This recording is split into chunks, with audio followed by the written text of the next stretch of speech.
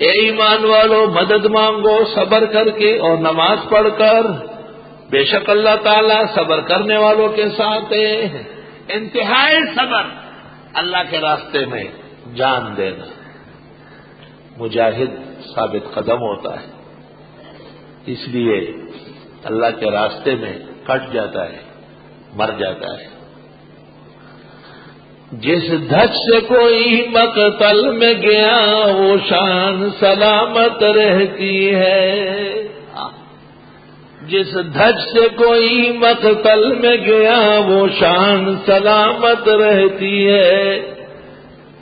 اس جان کا کیا یہ جان تو آنی جانی ہے، مرنا تو ویسے ہی ہے۔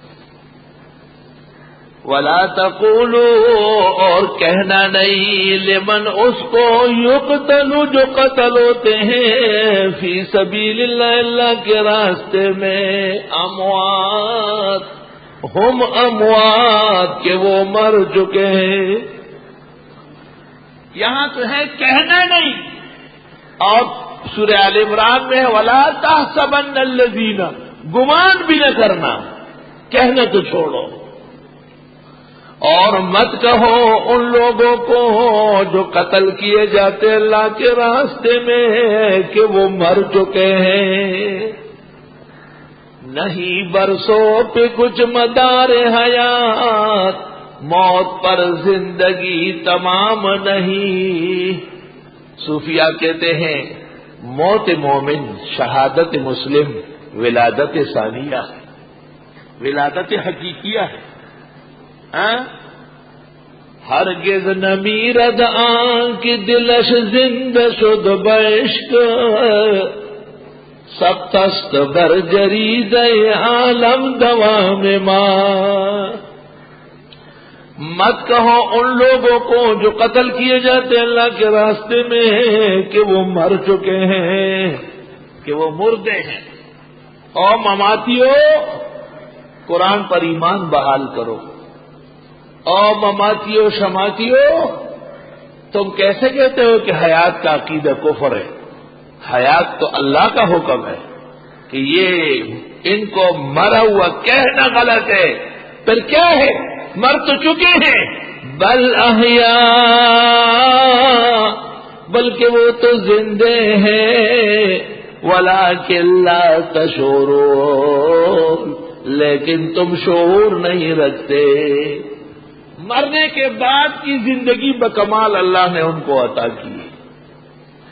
مرنے کے بعد کی زندگی، قبری زندگی، برزخی زندگی، روحی زندگی، یہ زندگی برحق ہے۔ بعض بزرگ اس کو دنیاوی حیات کہتے ہیں۔ ہم حیران بھی ہیں اور کچھ پریشان بھی کہ دنیا تو ختم ہو گئی ہے، پھر دنیاوی حیات کہتے ہیں اس کو۔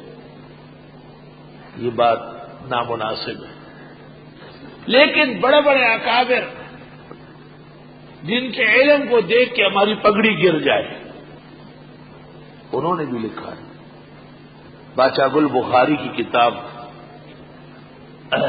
عذاب قبر پر مولانا عبدالرحمان چیمبلپوری، حضرت بنوری، مولانا سرفراز خان، مولانا قاری طیب، شمس الحق افغانی، سارے اکابر سب کے تقریر ہے، اور تقریباً دنیاوی حیات۔ تو اس کی توجیہ اس طرح کرو کہ چونکہ قبر دنیا میں ہے، اس لیے حدیث میں ہے کہ جب تم قبروں سے گزرو تو مردوں کو سلام علیکم کرو۔ چونکہ قبر دنیا میں ہے، اس قبر کی مناسبت سے کسی نے دنیاوی حیات کہی ہوگی، ورنہ حقیقتاً دنیاوی حیات ہرگز نہیں۔ وہ قبری ہے، روحی ہے، منامی ہے اور حقیقی ہے۔ منامی اس معنی میں ایسا جیسے کوئی خواب دیکھ رہا ہو، سارا زمانہ ایسا گزرے۔ میں نے ایک جگہ منامی کہا، قاضی مظہر حسین کا ایک شاگرد روٹنے لگا۔ میں کیوں؟ کہنے لگے یہ منام کیسے کہا؟ میں نے کہا وہ قبر میں کون ہوتا ہے، آپ ہوتے یا قاضی صاحب آتے ہیں؟ نم کا نومت العروج نم ہے، نام نم نہیں۔ تو چونکہ وہ بہت سہولت کی زندگی ہے، دقت نہیں ہے جیسے کوئی خواب دیکھتا ہے حقیقت۔ اور معراج کو قرآن کریم میں کہا ہے کہ وہ ورّیلتی اریناک کا، اور وہ آنکھ کو دیکھا حال جو ہم نے آپ کو دکھایا، آنکھ کو دیکھا حال، تماشا۔ بل احیاء، یہاں یہ کہ یہ زندے ہیں اور تم نہیں جانتے، کیونکہ قبر کی زندگی کی تفصیل دنیا میں کوئی نہیں جان سکتا۔ شیخ القرآن مولانا غلام اللہ خان صاحب نے جس جگہ حیات شہداء اور حیات الانبیاء پر کلام کیا ہے، اس جگہ انہوں نے لکھا ہے کہ قبر میں کسی قسم کی حیات نہیں، اور اپنے شیخ حسین علی کی تحریرات حدیث کی عبارت پیش کی کہ مردے کے اجزائے جسم میں کوئی حیات نہیں۔ یہ عبارات بوجوہ غلط، اہل سنت والجماعت کے نظریے سے ہٹی ہوئی اور متفق موقف دارالعلوم دیوبند کے سراسر بغاوت اور انحراف ہے۔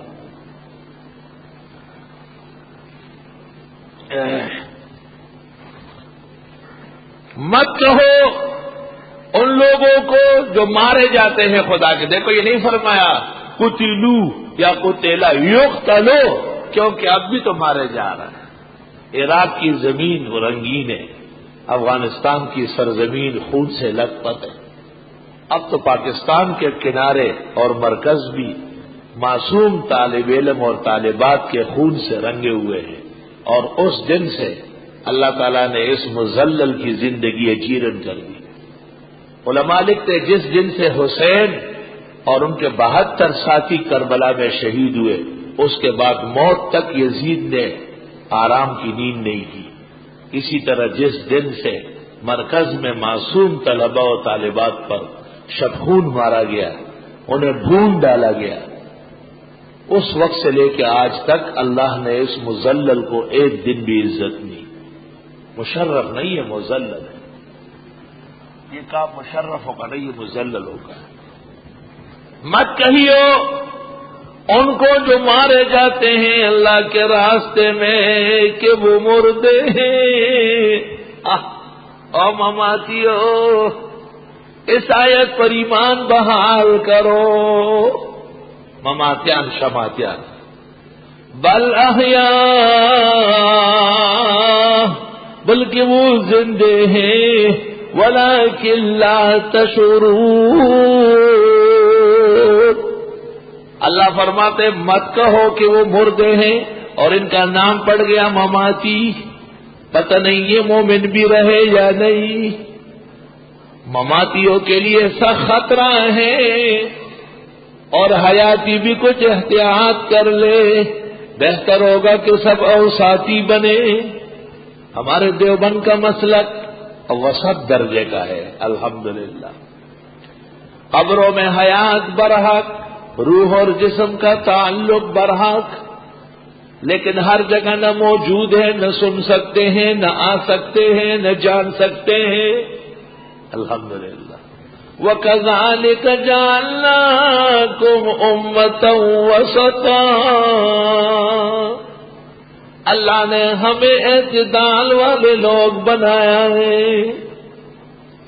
وَلَنَبْلُوَنَّكُمْ بِشَيْءٍ مِّنَ الْخَوْفِ وَالْجُوعِ وَنَقْصٍ مِّنَ الْأَمْوَالِ، ضرور آزمائیں گے تم کو کچھ خوف سے، بھوک سے، اور مال کے نقصان سے، والانفس، جانوں کے نقصان سے، والثمرات، اور پھلوں کے نقصان سے۔